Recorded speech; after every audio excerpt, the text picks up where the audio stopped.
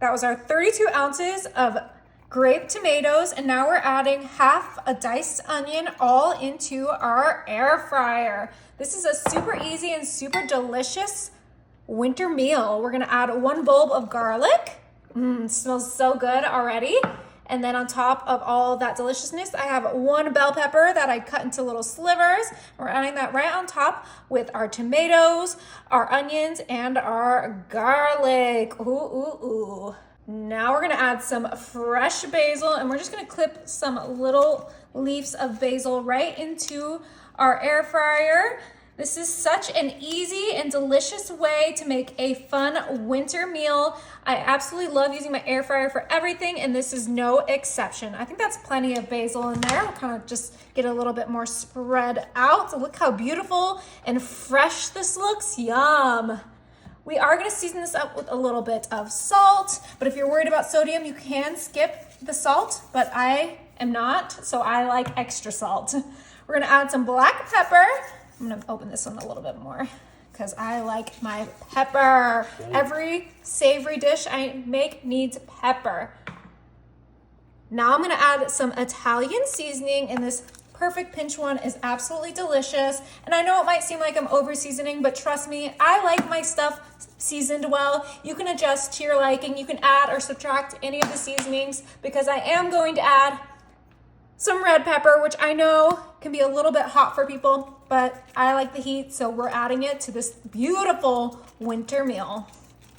All right, that looks good. We have one last ingredient going into our air fryer, and that is just a little bit of olive oil to help everything get nice and roasted. Hold down those basil pieces.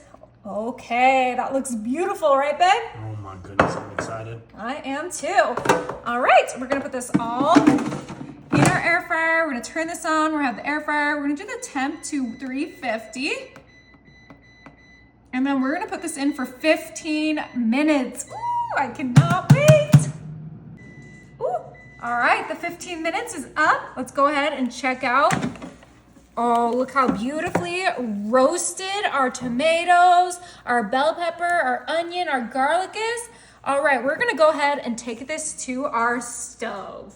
All right, now we're gonna move all of our veggies to our pot. Oh, this looks so delicious. Look how juicy those tomatoes are. Beautiful. Now we're gonna come in with some vegetable broth, and we're gonna add about 1 cup of vegetable broth. You can use chicken broth if that's what you prefer, but I like the vegetable broth because look at all those veggies. I mean, come on, it's gonna be perfect. It smells fantastic. Oh yeah, all right, that was 1 cup. And now we're gonna bring in our immersion blender, and we are going to blend everything up. We want everything to be nice and mixed in and emulsified. We don't want any big chunks of garlic or onion or tomato because this is gonna be some delicious soup. Yeah, so let's go ahead and get this done super quick. All right, this looks absolutely incredible. We're done with our immersion blender. We can put that away. And I am a person that loves cream in my tomato soup, so we're gonna add some heavy whipping cream, just a nice little drizzle. This is optional. If you don't like cream in your tomato soup, you can just skip this part. All right, beautiful. Not too much. We're gonna give this another little stir. Oh, look how beautiful that looks. Oh, I can't wait to try it. Yeah, all right. We're gonna let this sit and heat up for just about 5 minutes, and then our tomato soup is gonna be ready to enjoy.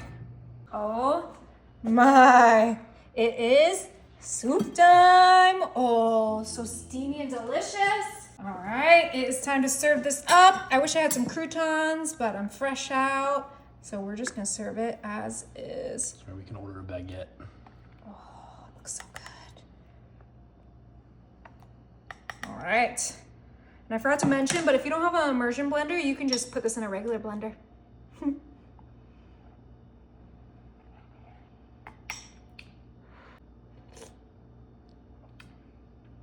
Oh my goodness. Is it good? That is so good. Oh.